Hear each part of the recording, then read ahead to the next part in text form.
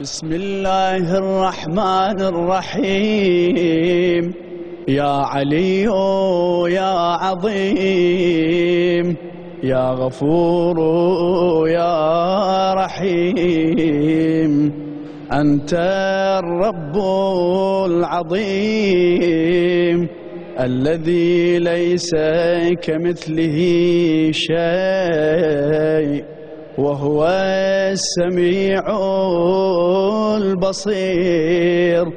وهذا شهر عظمته وكرمته وشرفته وفضلته على الشهور، وهو الشهر الذي فرضت صيامه علي،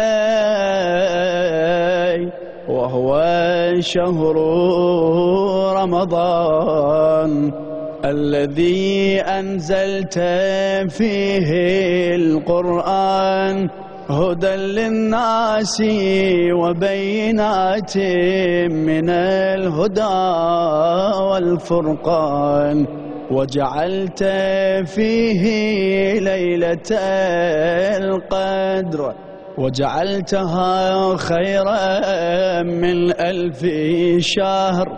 فيا ذا المن ولا يمن عليك، من علي بفكاك رقبتي من النار، في من تمن عليه، وادخلني الجنة برحمتك يا أرحم الراحمين.